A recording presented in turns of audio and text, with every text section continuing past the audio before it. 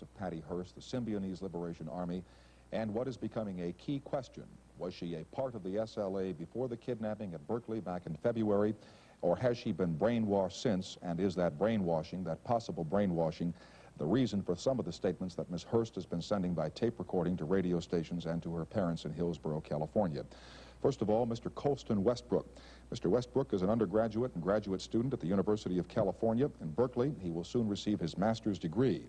In 1971, he was working at a California correctional facility at Vacaville, and he watched firsthand the formation of the Symbionese Liberation Army. About a month ago, he was put under death threat by Sin Q, the leader of the SLA. Sin Q, of course, one of those 6 who perished in the shootout here in Los Angeles on last Friday night. Paul Avery. Mr. Avery, an investigative reporter for a newspaper in San Francisco, The Chronicle. He's been covering the Hearst case ever since Patricia Hearst was taken from her apartment in Berkeley. He knows as much about the case and the Symbionese Liberation Army as almost anybody, with the possible exception of the FBI. Mr. Wes Davis. Mr. Davis is a graduate of the University of California at Berkeley. He is a student of guerrilla and psychological warfare, and he will talk with us this evening on the theory of brainwashing and how it was applied to Patty Hearst by the SLA. He has made special studies of brainwashing involving American prisoners of war in Korea, in Vietnam, and in China. And as I say, this is a key question which is now coming up, whether or not Patty Hearst was brainwashed following her abduction by the FBI in Berkeley. Joining us after the commercial will be Dr. Frederick Hacker, a Beverly Hills psychoanalyst who specializes in the study of political terrorism.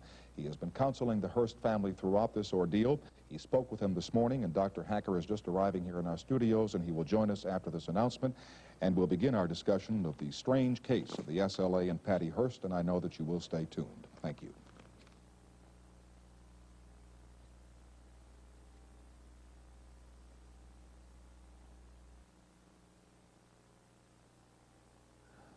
Before I begin here, let me just visually introduce you to Dr. Frederick Hacker, who did arrive at our studios just a couple of moments ago and has now been through the makeup and getting ready process and joins us now. Thank you for being with us tonight, Dr. Hacker.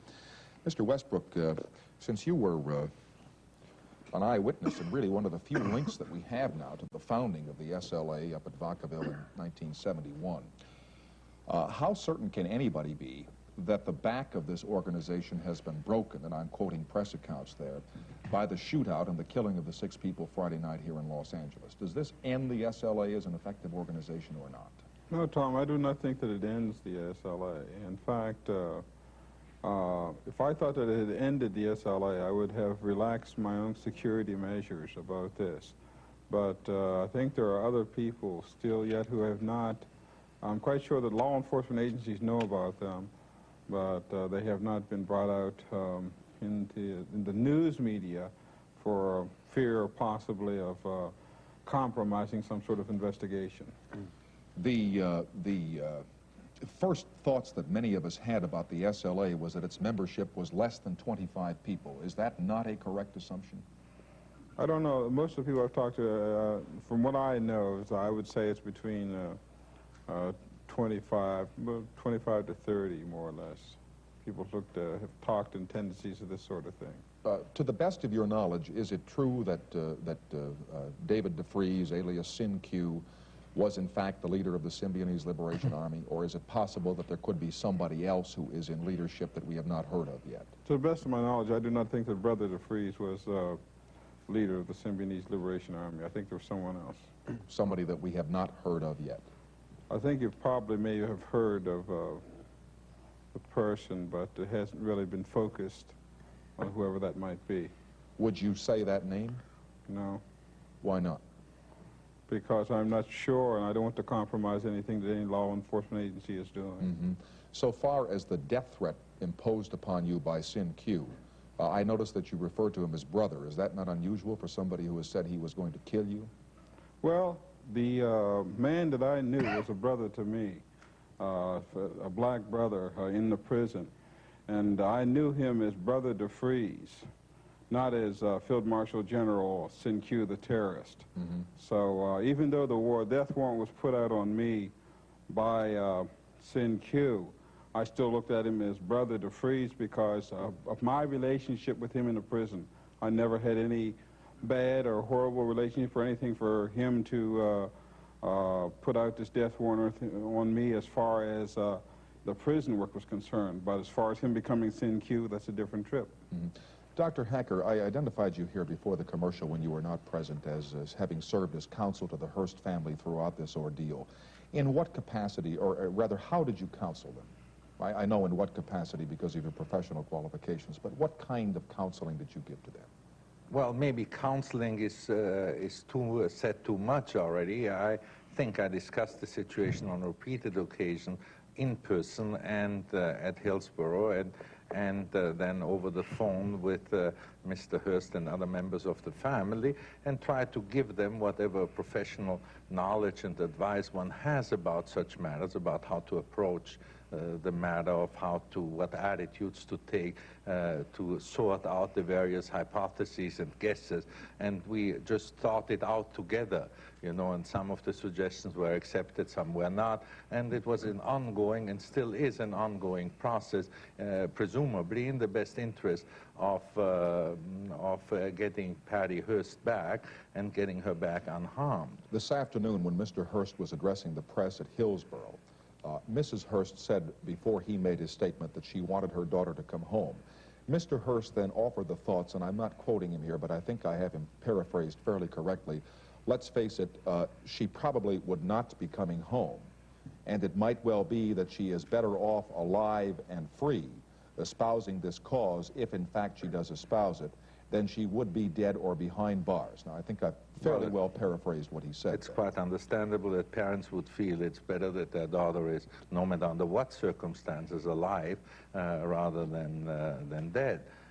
And the question, of course, arises whether she would be free in that sense of the word under any circumstances at the moment. I just wondered if the position taken by Randolph Hearst today, which I'd not heard him say heretofore, which is, maybe it's better if she does not surrender and continues on the run, if that position was in any way reflective of the conversations you and he might have had about the eventual outcome of this. No, and I don't believe that this is the meaning of his words. I think, at least, he meant it's better that she is, let's say, in custody and not free, even if she does not come home on her own volition, than that she's dead. That was the meaning of the thing. I don't think he meant that she should continue to evade the authorities. I think he meant that he's resigned to the fact that possibly under prevailing circumstances she might not choose to come home, and he would accept that in preference to any other alternatives that unfortunately are possibilities. And that was the very distinct impression I have. As altogether, Mr. Hearst, in spite of the epithets and the adjectives he was given and the reputation he might have in some quarters, showed himself to be an extremely reasonable and flexible and warm individual who had a great deal of understanding of all the dynamic goings-on that took place since that abduction.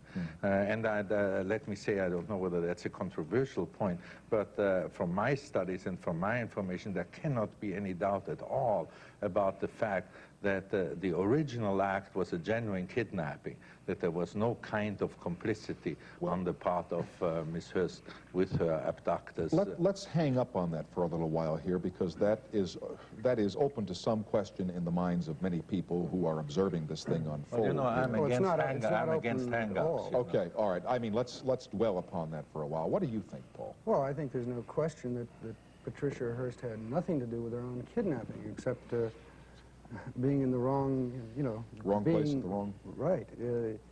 The SLA had her name in a notebook that was discovered by police on the 10th of January at the Concord headquarters that was destroyed by fire.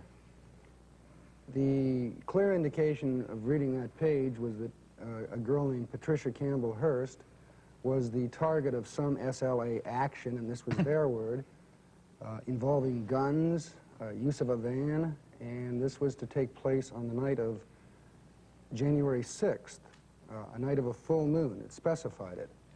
Well, in retrospect, it's obvious that the kidnapping was originally planned for January, did not take place till February for some reason, and this information was in the hands of the authorities. For some reason, It was never passed along. Nobody passed it along to the Hearst family or tried to figure out who Patricia Campbell Hearst was.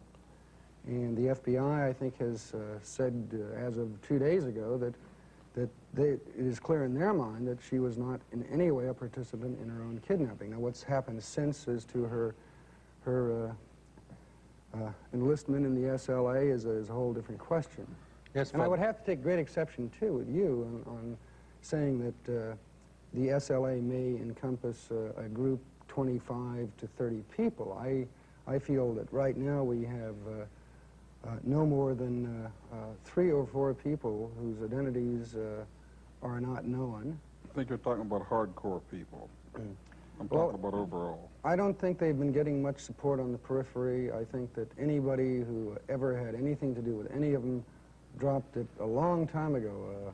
Some of them before the Foster killing in November, and everyone else after that. I'm glad you think so. Excuse me, are you still fearful for your life?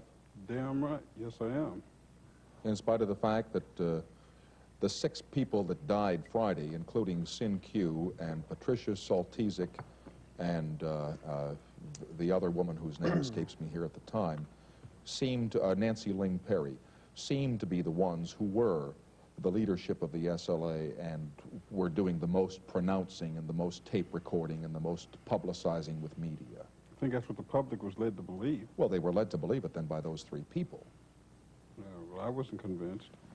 And you still are. Well, I'll tell you one thing. Being a member of the media, I know of no effort on the part of anyone in the media to not print everything that it is possible to find out in print, particularly at this point. And I don't think anyone is holding back on who else may have known or been involved with the SLA. They may not know. But I'd like to come back to the original point that I believe one of the few things that's well established is that Patty Hearst was a genuine victim at the time that she was kidnapped, and that we are concerned now with what happened, what's the natural history of the development from a genuine victim to what she might or might not be. It would seem to me then, gentlemen, that there are 2 alternative sources of thought. One is that she was in some way brainwashed or hypnotized or taken in under the control of her captors, and the other would be that her pronouncements and her activities thus far have been her own cognitive effort to save herself. Those would be the 2 alternative theories, would they not? Or a combination. Or a combination. So let me address ourselves to that question, and at this, you have some thoughts on that, Wes Davis. But before that, I have to cut away here for 2 minutes, please. We will continue from Los Angeles after these announcements. Thank you.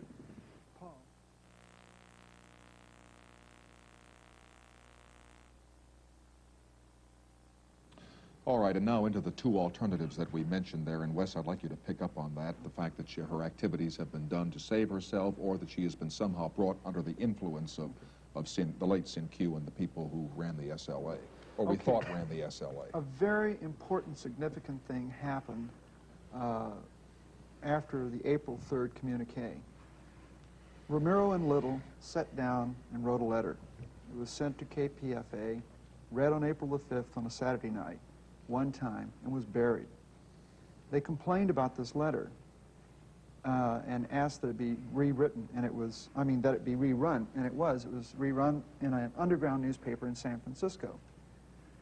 And they added words to the beginning and to the ending of the letter. Now, the original letter closed off in internationalism through criticism, self-criticism, Love, Russ Little, and Joe Ramiro. And for the audience, I suppose they know that these are 2 captured SLA members. These are the two men who are suspected in the killing of Marcus Foster, the school superintendent in Oakland in late '73. Okay. Now, when the letter Incidentally, was this the letter in which Ramiro and Little disavowed the kidnapping of...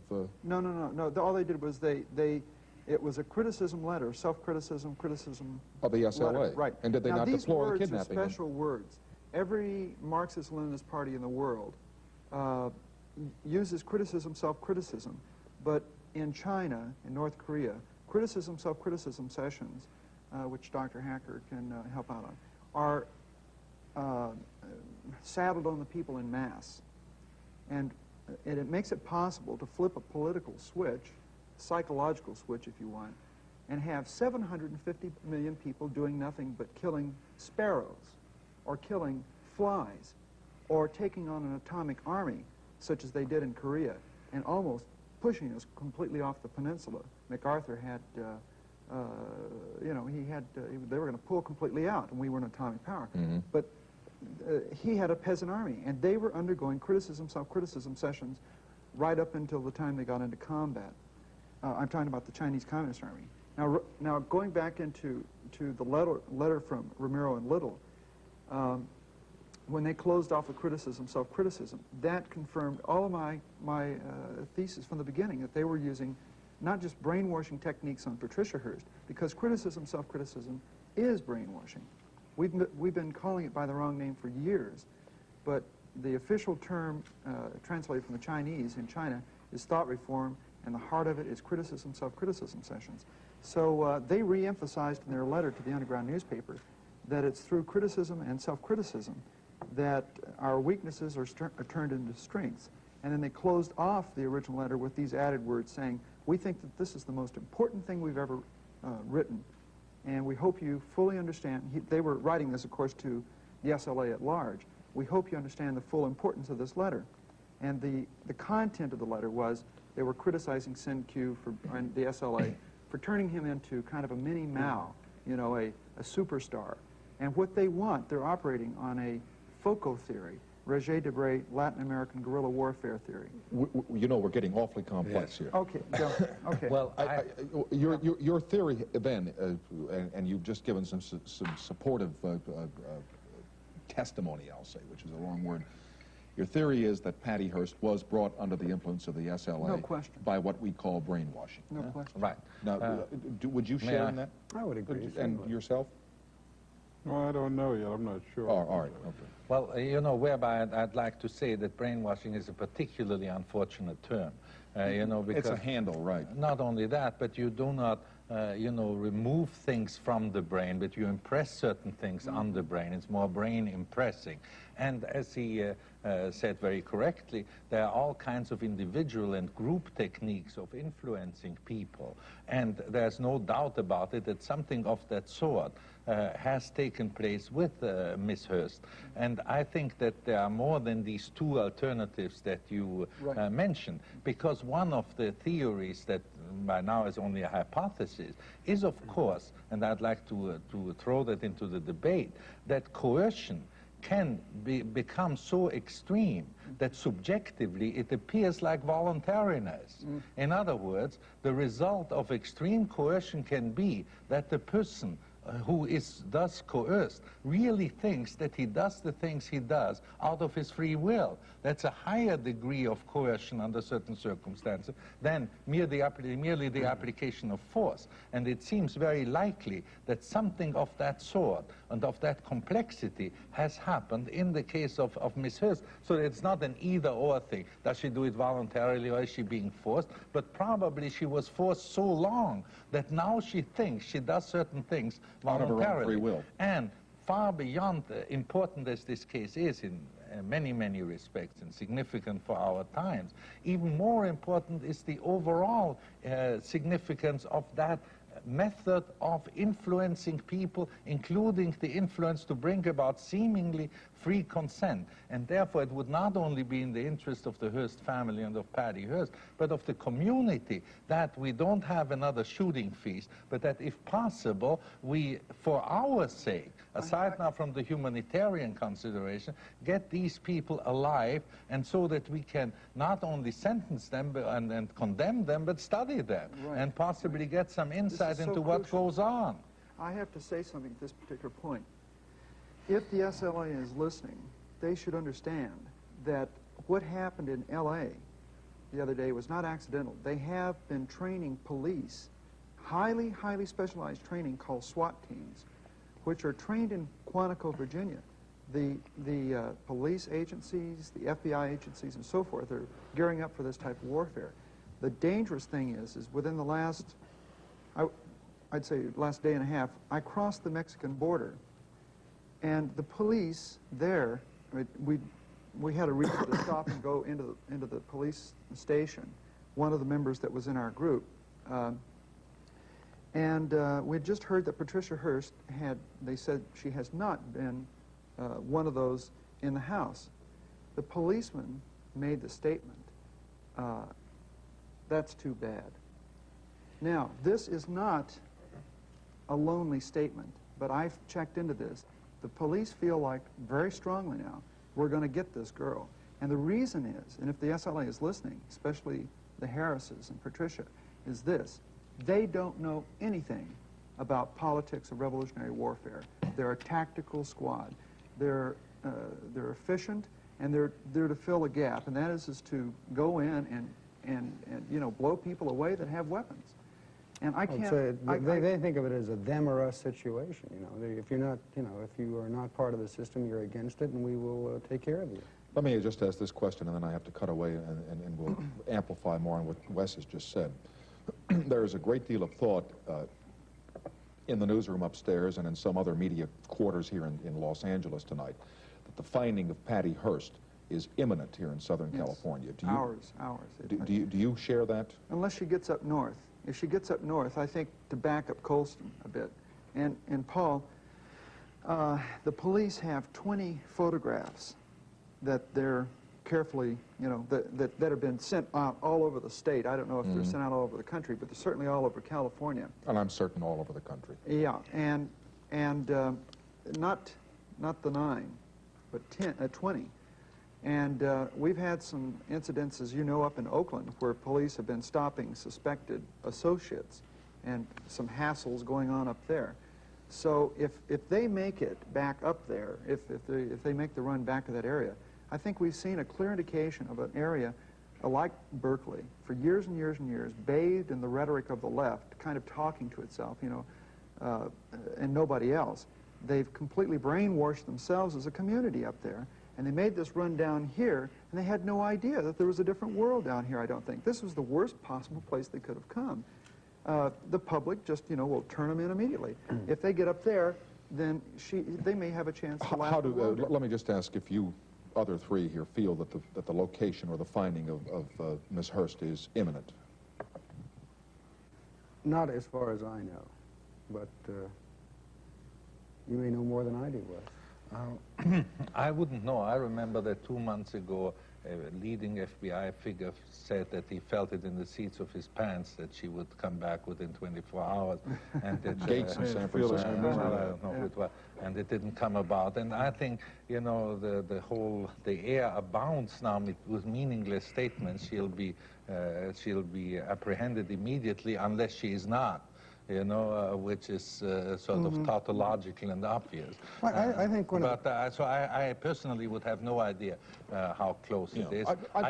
It's just kind of. I would just express, however, once more not only the hope for, as a doctor and as a humanitarian and as a counselor to a family or something like that, but as a member of the community, that it is the foremost community interest to alive and not, you know, and to get us all information that might help us for this case and for all future cases, rather than put the immediate goal of making them, you know, of eliminating them, the prime consideration, not for any humanitarian consideration for the criminals, of which I'm also not ashamed to have these considerations, but for our own welfare. And I wish the police could be told that the protection of our welfare is their main job, and it is in the sense of that protection that we need these people and need them alive. Of course, that's difficult to tell police officers who are engaged in a war in which 1,000 rounds of ammunition are being expended from both sides. Well, of course. And only I don't know that it is a war situation. These are still inner enemies. They, you know, and they are not, should not be compared. When I say war situation, I mean the shootout here last Friday night, which looked like a war. Yes, and I'm not in a position to comment on that. But if now the FBI says that if shot at, they'll shoot back, that obviously is a statement that's quite correct and will get wide applause. But this goes not only for Ms. Hearst, that goes for me and for you. If you shoot at policemen, I think it's to be expected that they'll shoot back. So this is a gratuitous statement that does not serve any particular purpose, and also, except Tom, stating at the moment, obvious. you know, the air is abounding with with rumors of where Patty is. She's being cited here and there. Let me interrupt you here, and you will have the floor when we continue. I must pause for words from our sponsors, and we will continue after these announcements from Southern California.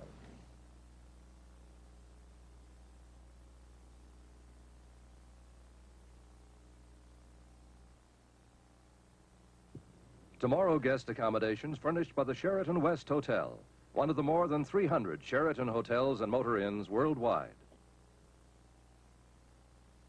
And as Paul Avery from the Chronicle was about to say. Well, I think in the last 72 hours we've seen examples of where the news story about the kidnapping in the SLA, it's reached the point now that 3 days ago there were reports that the SLA presumably had something to do with the murder of a Los Angeles narcotics undercover officer. Today we have the story of the woman who saw Patty Hearst with two black men. The apartment building. Right. Now, both of these are patently false, but the story got out, and there are a lot of people watching this and a lot of policemen tonight who believe this is probably the case. Now, in the case of the officer who was shot, the weapons found on 54th Street do not match up in any way with his death. The SLA has now been ruled out, but that is buried somewhere in a newspaper or mentioned briefly in a newscast and forgotten. The case of the woman this morning, I think, is based on the story of a youth who said that Patricia Hearst, he had seen Patricia Hearst leave the house on 54th Street with two black men. He had talked to her, blah, blah, blah. And the end result of that story now, I understand, is that the kid made up the story. That never happened. Patty Hearst may never have been in that house. Let me ask one question that I meant to ask when we were talking about the validity of the kidnapping on February the 4th, and you could probably help here. With the first or second tape recording sent back from the SLA, was a half of Patty Hearst's driver's license? That was later on. Later. Much later. Much later. It was the fourth tape. Or at the They fourth? sent a student identification card or something the first time. It was... But the question is, if you're being kidnapped, if you're being dragged out kicking and screaming in a bathrobe from an apartment, do you grab a student ID card or a driver's license? They took her purse. Oh, they took her purse. Sure. Simple. All of this is carefully planned. This criticism, self-criticism thing also goes over into an analysis of tactics and strategy. It's not accidental that you've got this cross-section of misfits from across the country that pull off these James Bond assassinations, that pull off these... Would that be a descriptive term you'd apply to the SLA, a cross-section of misfits? I would think so, or is that, well, maybe that's the wrong kind of characterization. What kind of people flowed in and out of the organization? I thought that many of them are rather intelligent. The ones that I came in contact with. Well, you can be intelligent and still a misfit. For sure. But anyway, that I think is a question that still has to be decided. But I agree with Mr. Avery that that explanation was very simple. You know, aside from all the mysteries in this case, there's also been a great deal of mystification, because that was the simplest thing in the world. Everybody knew that they took her purse that was lying there because Stephen Wheat said so, and then many other people knew that all the time. So it was quite clear that there was some personal belongings of her that went with it. You know, but there's not the slightest evidence to throw any doubt on that there was any previous complicity. There was none. That's as much, and one can say that with as much certainty as anything, which makes the whole case so interesting. You know, if there had been a complicity before or some kind of connection, well, that would be, you know, a stunt or something like that. But here you have, I think, in our time, in peacetime at least, a genuine kind of process that looks like a conversion. That looks like it, at least. I say that very carefully because we all don't know. And that would be very important to study, how that can come about and what legal consequences that has. And of course, the only way that can be studied is if these people are alive. But more And also, important, Tom, I think Dr. you gotta Hack, you have brought up this point. It wasn't just Patty that was converted. Right. If you ask Colton here, there's a whole bunch of people who have swung out of, you know, from right Goldwater fields into, you know, being terrorist theorists and so forth. One of the things I wish that we could get Colston to go into a little bit is where did these people pick this up and so on. Yes, and that makes it a eminently political question. And while Yes. in our name, Mr. Kissinger is trying in the Far East to transform military operations into political ones, you know, to solve certain problems that so far have been solved by military means, by political means, we here at home try to make political questions into military operation and eliminate the problem, try to eliminate the problem that way. It seems to me bizarre and absurd. I think it might be of some value if you could give us some definition of the SLA and the kinds of people, besides intelligent people, who went into it, and what the attraction of that philosophy was for, as Wes says, this disparity of political feeling. The young woman who was a Goldwater rooter in 1964 and some others. The fraternity. Well, I'll tell you, I have to look at people in the SLA, from those who were involved at in the Black Culture Association at Vacaville. And I can take one very good example is William Wolfe. He was the general son of a Pennsylvania doctor, later became Willie the Wolf the terrorist. Well, Willie became involved in Vacaville through a course, not my course, at the University of California, Berkeley, a project. And whenever he got into Vacaville, he was very impressed, evidently with the ritual, the ceremony, etc., that we had with our program. This sort of thing of hands and power salutes and the Republic of New Africa flag and the lift every voice and sing Black National Anthem, this sort of thing. He was very impressed with a lot of these sort of things. Appealed to him. And other, not only him, but the thing about it is that he went back to his commune, the collective where he was living. It's called Peking, more or less been dubbed Peking House, known to other people as Chabot Road. But he went back there and told his people, hey, man, you should see this stuff that these cats do up here, these brothers. Man, these prisoners, they go through, do all this sort of thing. And so he eventually, through Willie the Wolf, other people from his collective came in to, wanted to visit, to see what was really going on, something that we took, especially the black people, members of the BCA, took very much for granted, and about what we were doing.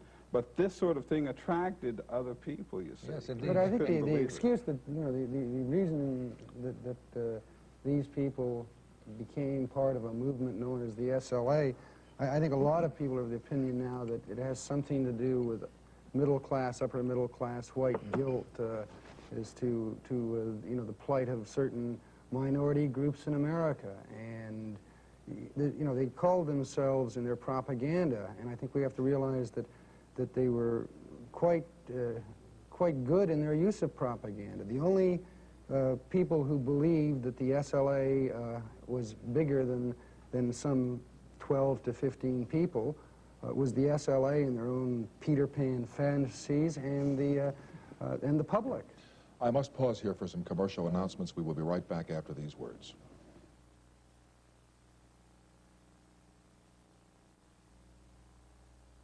Dr. Hecker, I know you want to say something, but let me just ask Paul Avery one further thing, because I've not asked you what you think has happened here when we were talking about the possibility of brainwashing or thought control or all the bad words that we apply to these situations. What do you think happened here? To Patty? Yeah. Obviously, you know, somebody is converted. If it's done by our side, we call it a conversion. If the other side does it, it's called brainwashing. Yes. Save We our call own it life. the Really answer that at this point is Patty. I think it's a ridiculous question to try to pursue. Right. In time, this may be she gets out of this alive, and I think everyone hopes that she does, if for no other to find out, to study her. Yes. To say before that just because Mr. de Vries called himself a field marshal and called the Symbionese organization an army, that does not, you know, and is therefore, as we have heard, tremendously impressed by all the ritual and military trappings and whatever that does, that there's no reason for us to accept that version and really treat them as if they were an enemy army. They may be all kinds of things, but that they are certainly not, neither by size nor by importance nor by anything. Now, nobody will expect if people shoot at police officers, that the police officers wheel in a couch and try to analyze the people rather than shoot back. But there's a little difference between a deliberate overkill that aims at eliminating the so-called enemy in a warlike fashion, and in what a civic force ought to do, namely to try to arrest the people and bring them to the processes of justice. Yes, but in the pictures that I've seen, and that most of us have seen, the suspected membership of the SLA were always wearing field jackets or military-type caps, and they, in some cases, had these, what do you call those, you know, the cross... Bandoliers. Bandoliers. And in the house, we all played like kids. Yeah, You know, when we were kids, we all the played cops games and robbers like game. this. But, you know, and I think, however, that it's incumbent upon a civilized community to see through the game aspects of the thing that can, of course, become terribly serious. I'm not overlooking that, and I'm not advising the police department, nor do they take my advice. They have to do what they think is necessary, but they ought to be counseled that one of the primary duties of the police force is not to kill, but to protect the community, and I think it's part of the protection to get them alive. Yes, but we must remember that a school superintendent in Oakland has been murdered, and a young woman has been killed. Yes, but both targets were, you know, looking at it from any kind of a revolutionary standpoint, both targets were ridiculous. They have gotten media coverage because Patty Hearst is pretty and her father runs a newspaper. Sure. But Foster as a victim, as a murder victim, it was utterly ridiculous that they would pick this man, a respected black man in the community, as the target. There were a lot of other much better targets. And if they had captured Randolph Hearst and converted him, now that would have been a real coup. Everyone says, well, look, she's a young girl, you know, they brainwashed her. If Randy Hearst had been kidnapped and had come out and made some of the statements and participated in a bank robbery, then you'd say, wow, they really have done something. And if you look at the origins of the SLA, starting out in Berkeley with links to the Black Cultural Association, the people got to know each other and they sit around in a pad in Berkeley, and they talk revolution, as many people do in Berkeley, and they smoke a little dope, and Sin-Q drinks his Akadama wine, and they talk about it. And in most circles in Berkeley, that's about where as far as it goes. Even ones who really believe in an armed struggle say, yeah, but it's coming later. It's not happening now. And the FBI is looking to find a lot of people who might have been involved, who originally, and I think we, you know, to keep this in perspective, a lot of people knew people in the Symbionese Liberation Army. They listened to their fantastic ideas, and the ones who didn't say, hey man, you're just absolutely nuts, said, well, the time isn't right. Any support they had up until the time they killed Foster was lost with that. The word was out in Berkeley among really heavy radicals, we're going to find them before the FBI does, and we're going to do them in. The word came out of the prisons from one very heavy life prisoner in the state prisons, putting out a kill order on Freeze after Foster was killed, saying, we've got to get this guy because he's absolutely stark, raving crazy. And he was. Did you ever think he was stark, raving crazy? No, I didn't. All right. I got to interrupt us all for a couple of times here, and we'll be right back after these announcements. Please excuse the interruption. And Mr. Westbrook and I were talking during the commercial. It's almost as if they want to be found shoplifting a 49-cent pair of socks at a sporting goods store and allowing themselves to be seen by a young man they pick up, and it's almost like, hey, look, we're here, look, come and get us. Not only that, Tom, it seems to me, as a young person, that there's been an overall pattern of some type of signal like, let's say, okay, we don't understand why Foster got killed, but whenever Little and Romero, when they were caught in Concord, first thing I said, who tipped them off? What happened? Somebody just ride down the street, all of a sudden something like that happened. Okay, they got caught, then they're in jail, like as if it was planned to be in jail or something, I don't know. Then this thing down here in Los Angeles, the shootout, first of all, the shoplifting thing, somebody goes in to buy 30 bucks worth of something and steals some for that didn't pan out right. Then the whole shootout in itself, that to me seemed like a massive suicide of some type. And I say this because I think like the people had a chance to come out, according to what I heard on the news, or what I saw on the news. They did have a chance to come out. They didn't. The hostages came out. Why didn't these people come out? Myself, I told people in previous public statements that I knew that Sin-Q and his people would fight to the death. I didn't think they would ever give up. But it seemed like there was an overall pattern of some type of suicide type thing that fit into the plan. I don't know if I'm wrong, maybe someone can correct me on that, but that's what it seemed like to me. Well, we of course I've been very skeptical of that. Well, we're facing murder and kidnapping charges. It's reasonable, you know. No, we of course know from psychiatric I've got 4 evidence that the suicidal fantasies are very often connected with murderous rage and have this kind of Wagnerian opera kind of thing to perish in a big, you know, in a Götterdämmerung. The Götterdämmerung, exactly. Bad Hollywood script. The attraction of young white women to an organization that possibly grew out of black cultural studies or was black orientated, is that a sexual attraction, do you think? Well, you know, prisoners have a saying, you know, if you can't use the hand, you get the man. They say something like that. But beyond that, they look at people, of course, at women. And if they can't have black women, they'll get any kind of woman they can get. And any kind of a woman to an inmate, somebody who's incarcerated, they were very glad to see something. So quite naturally, sex is going to be a very important thing in something like that. If you want some people to come down, like if you have an organization like the Black Culture Association or a play or other organizations, you have inmates there, and you want them to, you're trying to get them to learn something, this and that. A very big attraction is going to be women. I don't care what you say in a case like that. Mm-hmm. So sex quite naturally will have something to do with it. Having less than 2 minutes here, from all of you, from your different perspectives, and Paul, you have followed this from the beginning, and you also, and Wes, and Dr. Hacker, and I know you don't know the answer, but what do you think is the next development that's going to happen? My vibes tell me that Patty Hearst is somehow going to get out of this alive. I think this is what's going to happen. Well, I think it's imminent she's going to get caught, but I just wanted to say one thing. I think one thing that's been missed here is that in thinking that just because the smallness, the size of the group, and so forth, the most important aspect of this type of warfare is the political impact. And anyone would say that this has been a coup, if for no other reason than that. They have made a killing in that sense. They've used the press. They've scared the hell out of a lot of people. Mm-hmm. And they did it using, I'm going to just go on record as saying, Maoist-type tactics, strategy.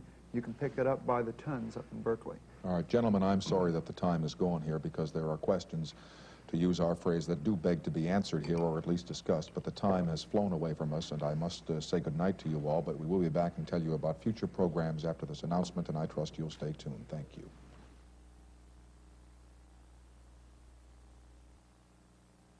Let me again thank Dr. Frederick Hacker, who has been counseling the Hearst family, the psychoanalyst from Beverly Hills, for joining us this morning, along with Paul Avery from the San Francisco Chronicle, Mr. Colston Westbrook, who was present at the founding of the Symbionese Liberation Army and knew the late Donald DeFreeze, alias Sin-Q, and Mr. Wes Davis, who has been studying and doing some research on the realities of the brainwashing, as we call it, and that is a misnomer, but I'll use that term here in passing, the brainwashing that may have occurred in the capture and kidnapping of Patricia Hearst. On our program tomorrow night, we will talk about something which is called the sludge, which I understand is moving very close to Long Island back in New York, and if it ever hits, you're not going to like it. And on Wednesday night, we'll have 4 radio talk show personalities from around the country, and so from all of us who work the late shift here in Southern California, I bid you good night.